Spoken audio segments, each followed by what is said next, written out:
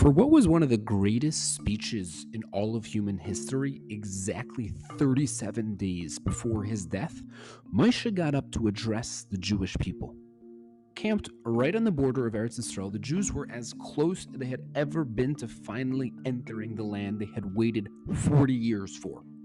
Moshe, in his final opportunity to teach and inspire the nation he so masterfully nurtured the last 4 decades, he gathered them all together, cleared his throat, and addressed the entire people. The people leaned in, eager to hear what his parting words would be. Now, what's strange is what Moshe chose to talk about first. The very first thing he spoke about was seemingly only applicable to less than 1% of the population, discussing laws regarding judges and leaders being fair and honest. Leaders, wise and discerning, should lead you with impartiality and righteousness. Moshe beckoned us. Now, granted, proper leadership is an important topic, but is it more important than, reminding us of the dangers of assimilating into the Canaan culture? Is it more important than the reminder to focus on spiritual pursuits like building a Beis Hamikdash, or to prevent the material aspect of the land from taking dominance? Is it more important than reminding us not to forget about Hashem as we settle into the land? Why was the reiteration of the importance of balanced and fair leadership and judgment the absolute first thing that Moshe imparted in his farewell speech? We find a similar occurrence in the beginning of Pirkei Avos. Pirkei Avos, the authoritative guidebook to the morals and ideals of a Torah life, does not begin with concepts like loving Hashem or kindness or the importance of prayer, topics you would think it would begin with. The very first thing it begins with is the importance of judges to be patient while adjudicating judgment. The very first Mishnah in all the Pirkei Avos begins, Have mesunim badin. It calls for leaders to think through their decisions before making them. Why is that, of all things, what the official book of our morals and ideals begins with? Aren't there other ideas that would seem far more foundational? Let's take a step back for a second. Ever wonder why Jewish people often refer to their leaders by the books they wrote and not by their actual names? If you were to go visit the Ger Rebbe back in the day, Rabbi Yehuda Aryeh Leib Alter, one would have told the wagon driver to take him to the house of the Sfas Emes, for that's what he was called. He wouldn't know what you were talking about if you asked him, where's Reb Yehuda Aryeh Leib Alter? Or when we talk about Reb Avram Yeshaya Karelitz or Reb Moshe Sofer, we call them the Chazon Ish and the Chassam Sofer. We say stories about the Bnei Yehoshua and the Neidah Yehuda. We read about the passion of the Noyam Elimelech and the Kedushas Levi. Isn't that a little strange? Why don't we refer to them by their real names? No other group in society does this. We don't refer to Leo Tolstoy as War and Peace. If you would meet J.K. Rowling on the street, you wouldn't run home and tell your friends that you saw Mrs. Harry Potter. So why do we do that with our leaders? I was once giving a class to a group of college kids in Highland Park, and I asked them the following question. If you were to walk into a bar and see your chemistry teacher completely drunk and engaged in a fist fight with someone, would you have any less respect for the material he teaches you the next day in class? They all said no. So then I asked them, if they were to walk into that same bar and see their rabbi drunk and engaged in a fist fight, would they respect the rabbi's Torah class less? They all answered yes. What's the difference between the two scenarios? The answer is that Torah is unlike any other subject in the world. Torah is transformative knowledge. It is knowledge and wisdom that is supposed to transform and uplift its learners and teachers. Even parts of Torah that are technical and procedural and seemingly unholy, like the laws of farming or the makeup of a cow's esophagus, have spiritual sparks embedded in them which should elevate the learner to moral and ethical heights. So it stands to reason that a teacher of Torah that did not become elevated by what he is teaching is likely an unqualified teacher. The Torah's intrinsic holiness buried deep within it is supposed to utterly transform and elevate those that allow their souls to tap into it. Hence, therefore, our Torah leaders who have devoted their entire lives to the holy books of Torah they authored have become elevated by the very books they wrote. It's transformative knowledge. It transformed them. Therefore, the very name of their book becomes synonymous with the name of the author, for it is, to some degree, the name of their soul. It is who he is. It is who he became. So a Jewish leader does far more than merely ensure that the general populace maintains peace and that no riots break out. A Jewish Torah leader elevates the entire Jewish nation by elevating himself.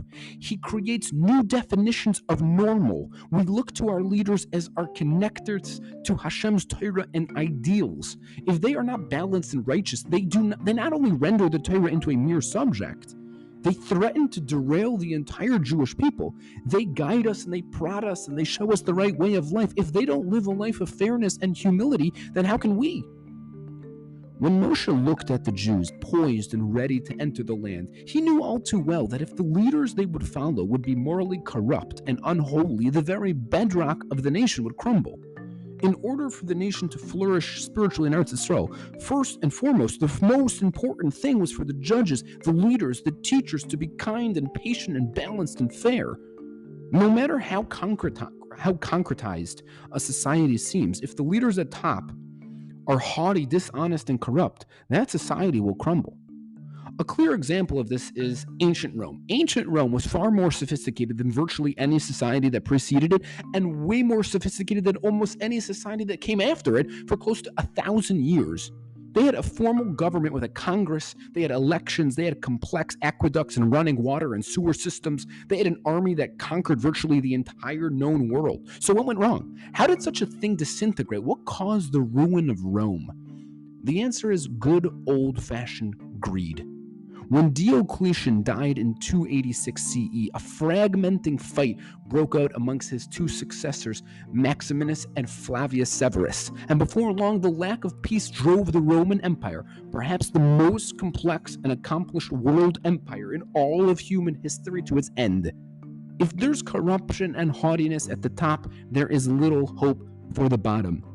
That being said, there is still a puzzling point. If Moshe was calling attention to the importance of quality leadership, why did he address the entire Jewish people as a whole? Why not just address the leaders and future leaders, gather all the leaders into a conference center, serve a little coffee, and give this talk to them? Why give it to the whole people? Perhaps the answer is that there is no one in the Jewish people who is not, at least on a small level, a leader. Some people lead cities, some people lead communities, some people lead schools, while others lead sisterhoods, some people lead organizations, and others lead households. Whether we're a high-ranking position or not, we lead our own personal lives, and leading a Torah lifestyle is completely incompatible with haughtiness, selfishness, and unrighteousness. Leadership of any level requires humility and compassion and a heaping dose of selflessness. The moment we stepped foot into Eretz Yisrael, we experienced a transformation from being sheep in Hashem's flock to leading leaders fighting battles, leaders building cities, leaders founding diverse communities, leaders building families. In his speech, Moshe pleaded with us to lead with balance and integrity, to be exemplary, to recognize that our congregants, our students, our children look up to us. If we are selfish and dishonest, what hope is there for them? Each and every one of us is tasked with leading our precious children and implanting in them the Torah and what it stands for. The very first commandment in the Torah, Peru Urevu, be fruitful and multiply, is not merely a mitzvah to have children and then drop them off somewhere and hope they make it in life. There are two distinct commandments, Peru and Revu. The word Peru comes from the word pri, or fruit. Just like fruit are abundant and plentiful, so we're charged with being abundant and plentiful. But then there's also Revu, which means to increase. Reb Shamshon Raphael Hirsch explains, we are commanded to multiply our child, to expand him, to inject his life with meaning and spirit. We are charged and commanded with raising him in the literal sense of the word, from a life of mundane to a life of sanctity. If we are immoral and haughty, we are unqualified leaders of our own children. We are missing out on Revu.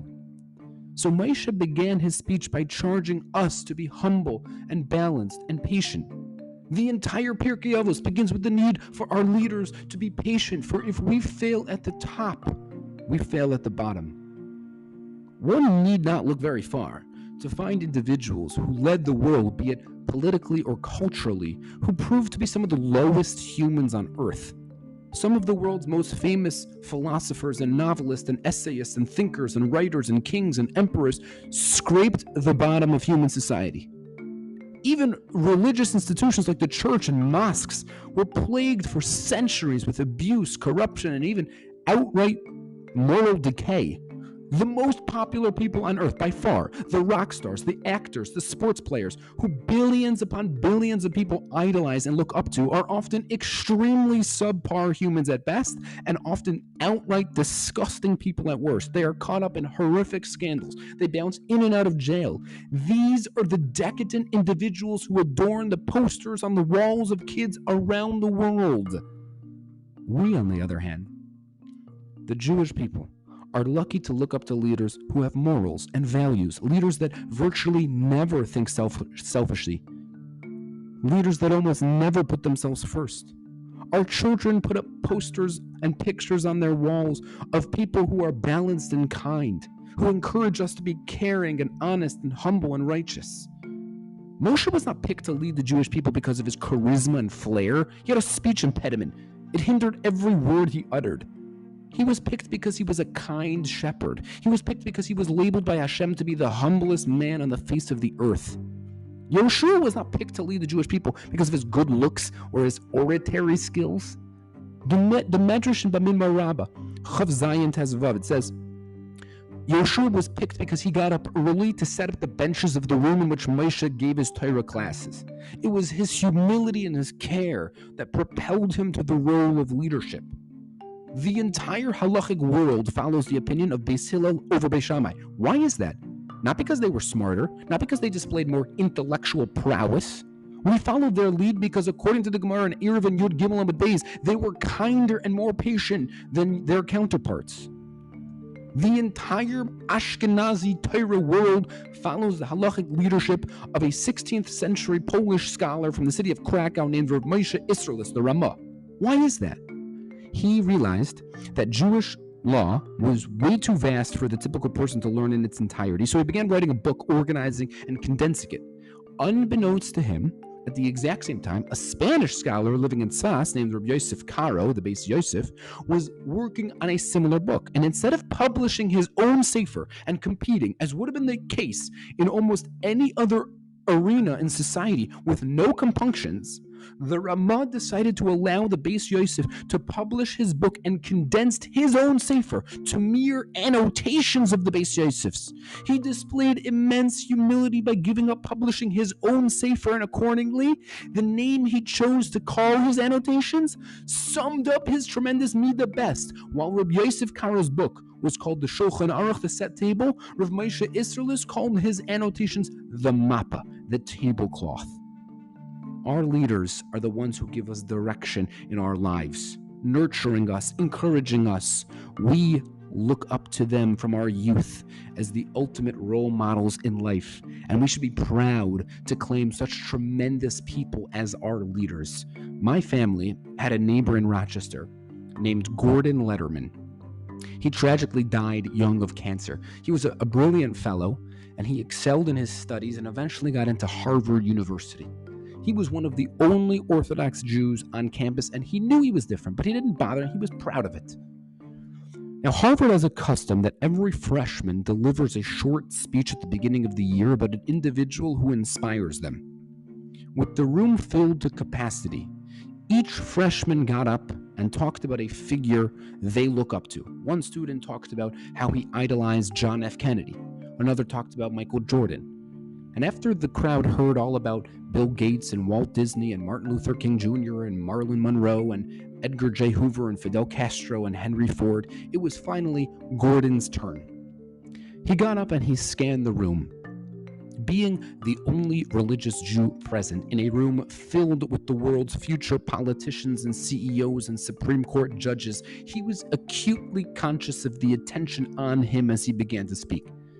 So Gordon cleared his throat and began. I would like to talk about a man who no one in this room has heard of. He lived in utter poverty in a little town in Europe that no one here has ever been to. And yet, he led millions upon millions of people throughout his lifetime. His writings have been taught in every corner of the globe and have sold more copies than some of the world's best novelists. He had some of the smartest people on earth clamoring to get even a few words with him. His opinion was sought in virtually every area of life, from the deepest, most esoteric spiritual concepts to global political strategies. He was known by millions of people throughout the world as the greatest sage on the face of the earth. He had a steady stream of people waiting to talk to him for the duration of the day for the greater part of the over 100 years of his life. He would give as much attention to a foreign diplomat or governor as he would to the crying widow who had nothing to eat. He was enormously scrupulous never to speak even one word of gossip, and he even started a campaign to eradicate gossip on a global scale. He humbly led millions of people in the proper path of life and led by example. He was the very definition of kindness, loving, and caring. Despite having millions of people looking up to him as their leader, he lived in a one-room house with a dirt floor. Despite advising and guiding some of the wealthiest people on earth, he could almost count his worldly possessions on both hands. This man was quite possibly the most selfless and humble man on the planet. This man you've never heard of was referred to as the Chavetz Chaim, the global leader of the Jewish people, and he is my inspiration. With that, Gordon looked at the stunned audience, frozen in silence, and returned to his seat.